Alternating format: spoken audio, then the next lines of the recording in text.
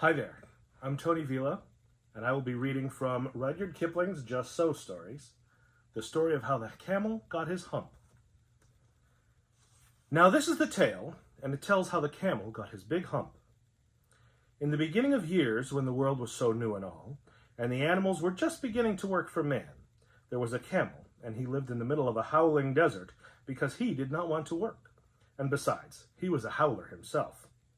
So he ate sticks and thorns and tamarisks and milkweed and prickles, most excruciating idle. And when anybody spoke to him, he said, "Humph," just humph, and nothing more. Presently the horse came to him on Monday morning with a saddle on his back and a bit in his mouth, and said, "Camel, O camel, come out and trot like the rest of us." "Humph," said the camel, and the horse went away and told the man. Presently the dog came to him with a stick in its mouth, and said, "Camel, O camel, come and fetch and carry like the rest of us." "Humph," said the camel, and the dog went away and told the man. Presently the ox came to him with the yoke on its neck, and said, "Camel, O camel, come and plow like the rest of us." "Humph," said the camel, and the ox went away and told the man. At the end of the day the man called the horse and the dog and the ox together, and said, "Three, O three, I am very sorry for you, with the world so new and all, but that humph thing in the desert can't work, or he would have been here by now, so I'm going to leave him alone, and you must work double time to make up for it."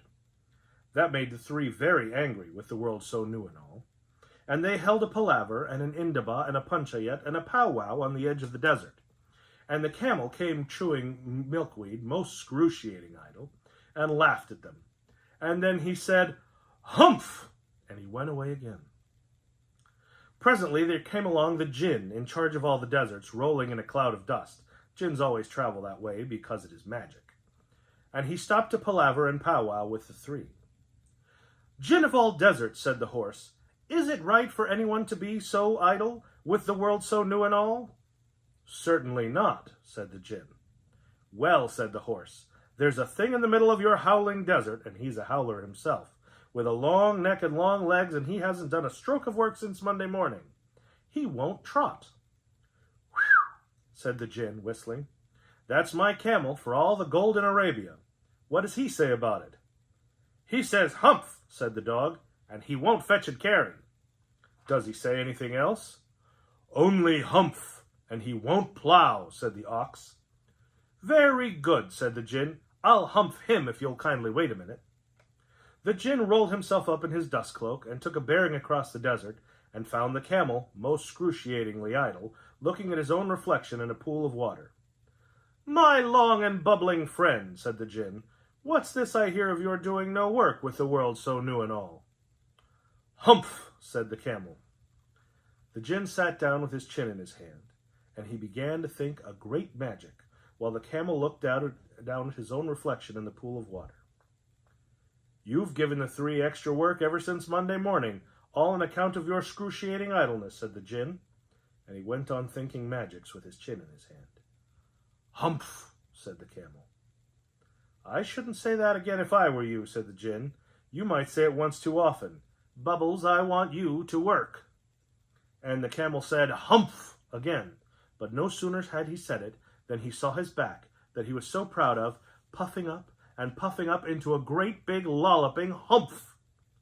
"Do you see that?" said the djinn. "That's your very own humph that you've brought upon yourself by not working. Today is Thursday, and you've done no work since Monday, when the work began. Now you are going to work." "Well, how can I," said the camel, "with this humph on my back?" "That is made a purpose," said djinn, "all because you missed those 3 days. You'll be able to work now for 3 days without eating, because you can live on your humph. And don't ever say I never did anything for you. Come out of the desert and go to the three and behave. Humph yourself." And the camel humphed himself, humph and all, and went away to join the three. And from that day to this, the camel always wears a humph. We call it hump now, so as not to hurt his feelings. But he has never yet caught up with the 3 days he missed at the beginning of the world, and he has never yet learned to behave.